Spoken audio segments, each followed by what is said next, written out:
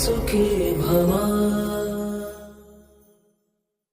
ಆತ್ಮೀಯ ರೈತ ಬಾಂಧವರೇ, ಏನು ನಮ್ಮ ತೋಟಗಾರಿಕೆ ಇಲಾಖೆಯಲ್ಲಿ ಬೆಳೆ ವಿಮೆ ಕಟ್ತೀವಿ, ಯಾತಕ್ಕಾಗಿ ನಮಗೇನು ರೈತರಿಗೆ ಬದುಕು ಹಸನಾಗುತ್ತೆ ಅಂತಂದೇಳಿ ಬೆಳೆ ವಿಮೆ ಕಟ್ತೀವಿ.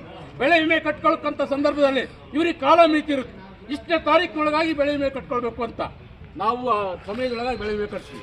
ಬೆಳೆ ವಿಮೆ ಕಟ್ಟಿದಾದ್ಮೇಲೆ ಇವ್ರಿಗೂ ಕೂಡ ಸರ್ಕಾರದಿಂದ ಒಂದು ಗೈಡ್ಲೈನ್ಸ್ ಇದೆ, ಇಷ್ಟು ತಾರೀಕಿನೊಳಗಾಗಿ ನಿಮ್ಮ ಈ ವರ್ಷದ ಬೆಳೆ ವಿಮೆ ಪಾವತಿ ಮಾಡಬೇಕು ಅಂತ. ಬೆಳೆ ವಿಮೆ ಪಾವತಿ ಮಾಡದೆ ಹೋದರೆ ಶೇಕಡ 12% ಬಡ್ಡಿ ಕೊಡಬೇಕು ಅಂತಂದೇಳಿ ಸರ್ಕಾರ ಇದ್ರು. ಇದಕ್ಕೆ ಒಂದು ಸಪ್ರೇಟ್ ಬೆಳೆ ವಿಮೆಗೆ ಒಂದು ವಿಂಗ್ ಇದೆ ಇಲಾಖೆಯಲ್ಲಿ. ಅದಕ್ಕೆ ನಿರ್ದೇಶಕರಿದ್ದಾರೆ, ಎಡಿ ಇದ್ದಾರೆ, ಮತ್ತೆ ಎಡಿ ಇದ್ದಾರೆ, ತಾಲೂಕಲ್ಲಿ ಆಫೀಸರ್ಸ್ ಇದ್ದಾರೆ. ಇಷ್ಟೆಲ್ಲ ಇದ್ರು ನಮಗೆ ಬೆಳೆ ವಿಮೆ ಅವಧಿ ಮುಗಿದ 1 ತಿಂಗಳೊಳಗಾಗಿ ಬೆಳೆ ವಿಮೆ ಕೊಡಬೇಕು. ಆದರೆ ಇದುವರೆಗೂ ಬೆಳೆ ವಿಮೆ ಕೊಡದೇ ಇದ್ರೆ ಸರ್ಕಾರದ ಅಧಿಕಾರಿಗಳು ಏನು ಮಾಡ್ತಾರೆ, ಸರ್ಕಾರ ಏನು ಮಾಡ್ತೈತೆ, ಸರ್ಕಾರ ಅಧಿಕಾರಿಗಳು ಸರ್ಕಾರ ಗಮನ ತರಬೇಕಲ್ವಾ. ಬೆಳೆ ವಿಮೆಯಲ್ಲಿ ಇಷ್ಟೊಂದು ವ್ಯತ್ಯಾಸ ಆಗ್ತೈತೆ, ರೈತರು ಬಂದು ಬಾಲಕ್ ಬಂತಾರೆ ಕೇಳ್ತಾರಂತ ಎಷ್ಟು ಸಲ ಫೋನ್ ಮಾಡಿ ಹೇಳ್ತಿದ್ವಿ, ಎಷ್ಟು ಸಲ ಕೇಳ್ತಿದ್ವಿ. ಆದರೂ ಬೆಳೆ ವಿಮೆ ಕೊಡಲಿಕ್ಕೆ ಮೀನಾಮೇಷ ನಡೆಸೋಕೆ ಅದಕ್ಕೆ. ಮತ್ತು ಸರ್ಕಾರ ಅಧಿಕಾರಿ ಸಂಬಳ 1-2 ತಿಂಗಳು ಕೊಡಲು ಸುಮ್ಮನಿರ್ತಾರ. 1 ತಿಂಗಳು 2 ತಿಂಗಳು ಸಂಬಳ ಕೊಟ್ಟಿಲ್ಲ ಅಂದ್ರೆ ಸರ್ಕಾರಿ ಅಧಿಕಾರಿಗಳು ಸಂಬಳ ಬಂದಿಲ್ಲ ನಮ್ದು ಅಂತ ಹೇಳ್ತಾರೆ. ಆದರೆ ಬೆಳೆ ವಿಮೆ ಕಟ್ಟಿದ್ದ ರೈತರಿಗೆ ಯಾಕೆ ಬೆಳೆ ವಿಮೆ ಕೊಡಲಿಕ್ಕೆ ಇವರು ಸಂಬಳ ತಗೊಂಬಲ್ವಾ? ಇವರು ಬೆಳೆ ವಿಮೆ ಹಿಂಗೆ ಕೊಡದೇ ಇದ್ರೆ ಎಷ್ಟು ಸುಧಾರಿಸ್ತಾರೆ, ಯಾವಾಗ ಸುಧಾರಿಸ್ತಾರೆ?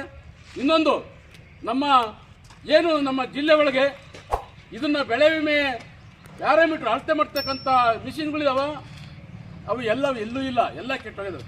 ಟೆಂಪ್ರೇಚರು, ಗಾಳಿ, ಬಿಸಿಲು, ಮಳೆ ಎಲ್ಲವನ್ನು ಯಾವ ಆಧಾರದ ಮೇಲೆ ಇವರು ಅಳಿತಾರೆ? ಎಷ್ಟು ಸಲ ಹೇಳಿದ್ರು ತೋಟಗಾರಿಕೆ ಇಲ್ಲದಂಥ ಭ್ರಷ್ಟಾಚಾರ ಬೇರೆ ಯಾವ ಸರ್ಕಾರದಲ್ಲಿಲ್ಲ. ಅಷ್ಟು ಭ್ರಷ್ಟಾಚಾರ, ಅಷ್ಟು ಪಕ್ಷಪಾತ. ಯಾಕಂದ್ರೆ ಇವ್ರೇನು ರೈತರು ಕಣ್ಣಿಗೆ ಕಾಣೋದಿಲ್ಲ ಈ ಇಲಾಖೆಯಲ್ಲಿ. ಅಷ್ಟು ಕಂಡು ಕೇಳೋದು ಭ್ರಷ್ಟಾಚಾರ. ಯಾವತ್ತು ಹೇಳಿದ್ರು ಲೆಟ್ರ್ ಕೊಟ್ಟರು ಹೇಳಿದ್ವಿ ಮಾಡಿದ್ವಿ, ಬರ್ತಾರೆ ಹೇಳ್ತಾರೆ, ಅಲ್ಲಿ ಬರ್ದಿದ್ವಿ ಇಲ್ಲಿ ಬರ್ದಿದ್ವಿ, ಖಾತೆಗಳನ್ನ ಹೇಳ್ತಾರಲ್ಲ.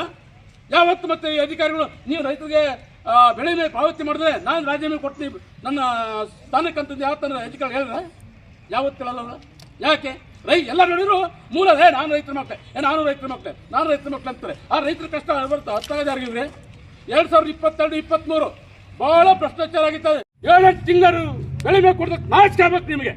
ಯಾರಿಗೆ ಗೊತ್ತಿತ್ತು ಬೆಳೆ ವಿಮೆ ಕಂಪ್ನಿ ಕರ್ಸೋಕಾಯ್ತು, ಕಟ್ಟಾಕ್ತು ಅವ್ರನ್ನ ಹೇಳಿದ್ರು ನನಗೆ ಇಲ್ಲೇ ಕಟ್ಟಾಕ್ತಿ ಬರ್ರಿ ಅಂತಂದೇಳಿ. ನಿಮಗೆ ಒಟ್ಟಿಗೆ ಅನ್ನ ತಿಂತಿದ್ರೆ ನಮ್ಮ ರೈತರ ಕಷ್ಟ ಗೊತ್ತಾಗೋದು, ರೈತರ ಕಷ್ಟ ಅರ್ಥ ಆಗೋದು. ನಿಮ್ಗೇನ್ರಿ ಗೊತ್ತು?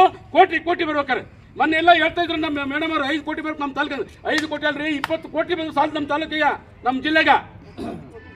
ಅದೇ ನಮ್ಗೆ 5 ಕೋಟಿ ಅಂತೇಳು ಒಂದಲ್ಲ 15 ಕೋಟಿ ಅಡಿಕೆಗೆ, ದಾಳಿಂಬೆಗೆ, ಮಾವಿಗೆ.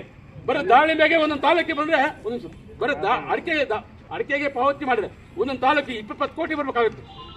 ಜಾಸ್ತಿ ಕಟ್ಟಿರ್ತಕ್ಕಂಥ ಹಿರಿಯೂರು ತಾಲೂಕು ಮತ್ತೆ ಹೊಳಲ್ಕೆರೆ ತಾಲೂಕಲ್ಲಿ ಅಷ್ಟು ಜನ ಬೆಳೆ ವಿಮೆ ಕಟ್ಟಿದ್ದಾರೆ. ಆದರೆ ಇವತ್ತು ನಮ್ಮ 15 ಕೋಟಿ ಅಲ್ಲ 10 ಕೋಟಿ ಆಗಲಿ ನಮ್ಮ ರೈತ ಬರ್ತಕ್ಕಂಥಲ್ಲ, ನಮ್ಮ ರೈತ ಅಕೌಂಟಿಗೆ ಬರ್ತಕ್ಕಂಥಲ್ಲ. ಯಾಕೆ ಇಷ್ಟೊಂದು ಮೋಸ, ಯಾಕೆ ಇಷ್ಟೊಂದು ನನ್ನ ನಮಗೆ ಇದುವರೆಗೂ ಪತ್ರ ಬಗ್ಗೆ ಮನಸ್ಸಿಲ್ಲ. ಮೊನ್ನೆ ಜಿಲ್ಲಾಧಿಕಾರಿ ಸಭೆಯಲ್ಲಿ ಹೇಳ್ತಕ್ಕಂಥದ್ದೇ ಮಾತು ಬೇರೆ, ಪ್ರೊಸೀಡಿಂಗ್ಸ್ ಅಲ್ಲಿ ಬರೆಯೋದೇ ಬೇರೆ. ನಾನು ಬೆಳೆ ವಿಮೆ ಪಾವತಿ ಮಾಡೋದ್ರಿಂದ ನಿಮ್ಮನ್ನ ಕ್ರಿಮಿನಲ್ ಪ್ರಕರಣ ದಾಖಲು ಮಾಡ್ತೇನೆ ಅಂತಂದು ಅಲ್ಲಿ ಹೇಳ್ತಾರೆ, ಆದ್ರೆ ಇಲ್ಲಿ ಹೇಳಲ್ಲ. ಯಾಕೆ? ಎಲ್ಲ ಹೊಂದಾಣಿಕೆ ಇವರು ಅಧಿಕಾರಿಗಳು ಎಲ್ಲ ಸೇರಿ ಹೊಂದಾಣಿಕೆ ಮಾಡ್ಕೊಂತಾರ. ಆ ರೈತರು ಹತ್ರ ಬೀದಿಗೆ ಬಿಡ್ತಾರ. ಯಾರು ಹೇಳೋದು ಕೇಳಿಲ್ವ ಇಲ್ಲಿ? ದಯಮಾಡಿ ನಾನು ಎಲ್ಲ ದಾಖಲೆ ಇಟ್ಕೊಂಡಿದ್ದೀನಿ. ತಾವು ಸಂಬಂಧಪಟ್ಟಂತ ಇಲಾಖೆ ಅಧಿಕಾರಿಗಳು ರೈತರ ಪರವಾಗಿ ಕೆಲಸ ಮಾಡಿದರೆ ಮಾಡಿ, ಇಲ್ಲಾಂದ್ರೆ ಖಾಲಿ ಮಾಡಿ. ಏನು ಅವಶ್ಯಕತೆ ಇಲ್ಲ. ಕೆಲಸ ಮಾಡಿದಂಥ ಅಧಿಕಾರಿ ನಮ್ಗೆ ಯಾಕೆ ಬೇಕ್ರಿ? ಯಾತಕ್ಕಾಗಿ ನಾವು ಸಂಬಳ ಕೊಡ್ತೀವಿ, ತಿಂಗಳ ಸಂಬಳ ಕೊಡ್ತಕ್ಕಂಥ ನಾವೇ. ಇವತ್ತು ಯಾಕೆ ಇಷ್ಟು ನೊಂದು ಮಾತಾಡ್ತಿದ್ರೆ, ನಾವು ತೋಟಗಾರಿಕೆ ಇಲಾಖೆಯಲ್ಲಿ ಎಷ್ಟು ಸಲ ಬಂದು ಹೇಳಿದ್ರು ಬರೋ ಸಭಾಪುತ್ರ ಯಾವ ಇಲಾಖೆಯವರು ಈ ತರ ಸಭಾಪುತ್ರ ಹೇಳಲ್ಲ. ಅಷ್ಟು ಸಭಾಪುತ್ರಗಳನ್ನ ಹೇಳ್ಕೊಂಡು ಮಾಡ್ತಾರೆ. ಯಾತಕ್ಕಾಗಿ ಮಾಡ್ತಾರೆ? ಇದು ಫ್ಲವರ್ ಶೋ ಯಾರಿಗೆ ಅನ್ಕೊಂಡ್ರಿ? ಫ್ಲವರ್ ಶೋ ಮಾಡೋದು. ಫ್ಲವರ್ ಶೋ ಮಾಡಿದ್ರೆ ಸುಖಿ ಭವ.